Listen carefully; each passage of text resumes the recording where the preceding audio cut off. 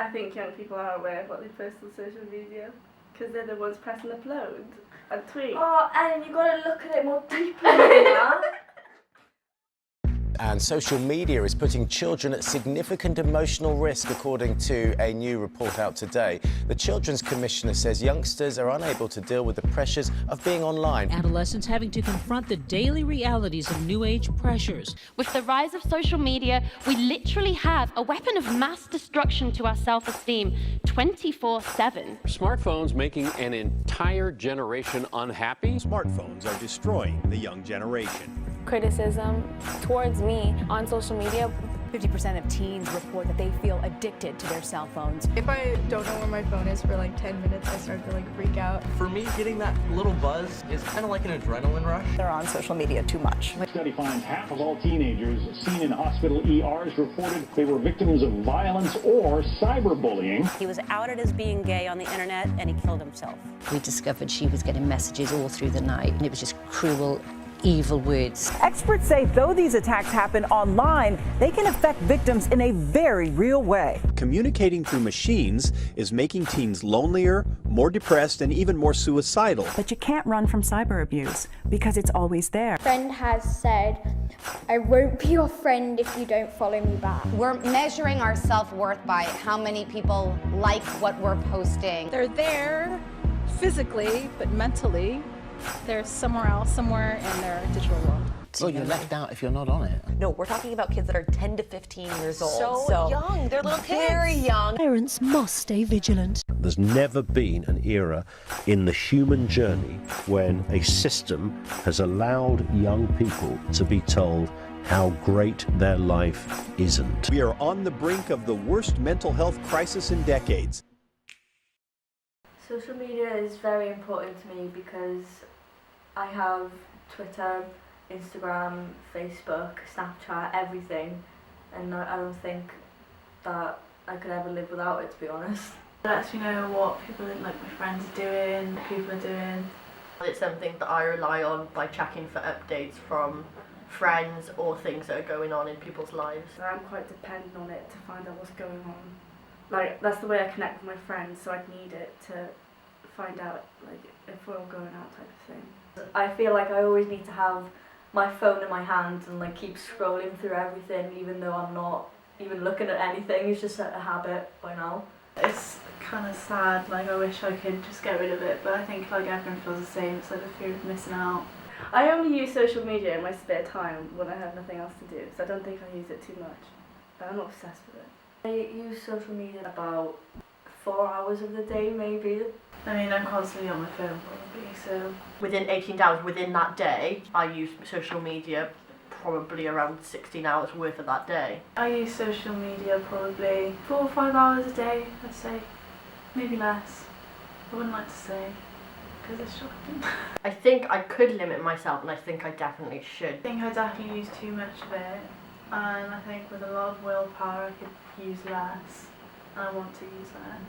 Just before I go to sleep looking at my phone, it's something that I'd rather not do, and the amount of time I spend on it, I don't want to do, so I definitely like to limit myself. Should we be limiting how much time teenagers are spending on social media? Half of all young people feel they are addicted to their devices.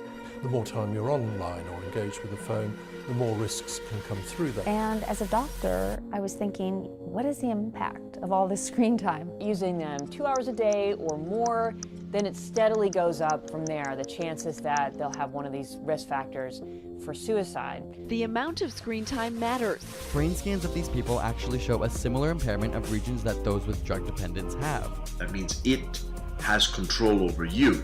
In a time when many of us rely heavily on our cell phone, could you go 24 hours without it? I don't know what to do. So I'm starting the 24 hours without a social media challenge. 9:10. I'll be finishing tomorrow at 9:10. I'm hoping that it'll go easy, but I doubt it because I'm on social media most of the day, especially like today when I have nothing to do. So I'm gonna actually do my work for once and maybe go for a walk just to get out so I'm not stuck in. I'm hoping it'll go well. I don't really think it will. I think I'm gonna fail quite quickly, but Let's see how it goes. It's only been 40 minutes since I deleted social media. I think because I'm at home and I'm not really doing much, I'm just sort of doing some work for college. I'm sort of itching to go on it a little bit. I haven't cracked and it's only been 40 minutes. I've got college at 3, so hopefully that'll distract me more from not going on it. Try my best. There's so many negatives to social media because of all the hate people get. That it can start bad, horrible incidents, for example, like there's a silly one with the Tide Pod challenge, that was all to do with social media. So aspects like that, it can cause people to end up killing themselves when a video of someone's posted or a message is sent to someone where it's a horrible thing that they're saying and they can be bullied over it, which is the negative aspect. I definitely think there are positives to social media because you can reach out to anyone, you can get inspiration from social media with anything. It's good for getting in touch with family, like my mum uses it a lot for her family in Canada. It can bring people together and it can bring people friends. It connects people in ways where you can find love, you can make friends. I don't think it's all bad. I know friends who have are fans of people and they get friends through that, and it's a big way of people to have a life where they don't feel insecure to like talk to people in public, so their way is to do it online where they can make friends that way. It's a good way to find out about news. You get to know what's going on in the world easily, like you can just have a look on Facebook and if something's happened you'll probably know straight away. I've been doing this for almost 7 hours now. The time is 11:15. Surprisingly easy-ish. It's been quite difficult. I've nearly cracked like twice. I started watching YouTube without realising that that was social media, so I'm a bit behind on that part. I still haven't gone on social media. I've deleted my apps to stop myself from having the temptation of looking at like my Facebook and Instagram and Snapchat, but I'm actually not feeling like I need to look at it. This came so just to prove that you can meet your friends without social media. There we go. And I don't feel like I actually need to have social media in front of me, like my Instagram, and look through it and scroll for hours and hours. So I'm feeling pretty okay at the moment, except for the YouTube hiccup. It's going good, and I think it'll go alright. I think there's more negatives than positives, to be honest. I think it's not healthy to be on your phone that much. I really do think it has an effect on mental health. Like I said, all the hate and all like these Instagram models portraying something that isn't them. Like they use Photoshop and make like younger girls think that it's like skinny. You know, they're skinny and they need to be like that as well just to be beautiful. I just think it's completely wrong. I don't think it has affected my mental health because I don't get personally involved or like associated with it. For people who care about social media, for example, like people who just downloaded it to follow the trend, they don't really care, I don't think. But I guess more people who have an opinion like me with their mental health, it does affect them as well. Because I don't upload like any selfies. I just don't. I'm not saying it's a bad thing, but I'm just saying. Why are you looking at me when you say that? No. Yeah, likes and followers is something that I worry about. For example, like I'll refresh the page and see like who's liked it or how many people have liked it, and it's something I look at. Or like if someone had comments on it, like one of my friends, it just makes me feel better about the picture and uploading it. I don't have that side of me. That's like, oh my god, you still got a selfie. I don't know what they're gonna say about me. I'm not saying you guys do, but that's like my personal. I didn't say you. Yeah, I didn't say you thought you said that to me. When I'm uploading to Instagram, I think about what I'm uploading for an hour at least. I overthink the picture that I'm putting on because I think, am I putting on too many pictures of myself?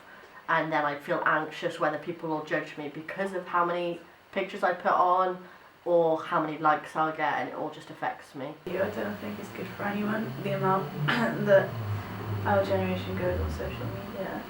I think it does have an effect on your mental health overall. So my 24 hours is up and I've downloaded all my apps back and everything. I do have to admit I did download Snapchat last night because I started at like 12 yesterday, so I downloaded my apps again about 12 today. It was a bit of a struggle. I met up with my friends Sophie and Kane though, like I could still see them without using social media, like through text and whatever. Because I feel like if I was just at home, I would have downloaded it back because I would have been bored. So it was good to be out and, you know, I think I lasted okay, like I did quite well. So I'm happy about that. I think it gave me a bit of an insight into like what it would be like without social media, and it's just so different. I don't know, it's like we're so used to it that it is a bit weird not having it. Yeah, it was quite enjoyable, to be honest. I found this experience quite alright. Like, it's been easy in the aspect that I deleted my apps, so I haven't felt the need to go on them, but I've out of habit gone and tried to click on where the apps normally are on my homepage. I feel like it's just an instinct to go on them. It's not really because I actually want to, it's just a norm for me. But I think that it's made me realise I don't need them 24 hours a day, which is what I probably am normally on it for. I feel like I could now go more than 10 minutes without having to check my Instagram or check my Snapchat. So I think the experience has done me well, and I think that it's something that a lot more younger people should be doing, is that they should be getting out and living instead of living through their phone, which is what a lot of people are doing nowadays. They're not actually experiencing life, they're just experiencing things through their phone. So I think that it's something that should be done by younger people, and I think that it's something that I'm going to keep up by not going 24 hours but limiting the time that I'm using my social media apps. So yeah.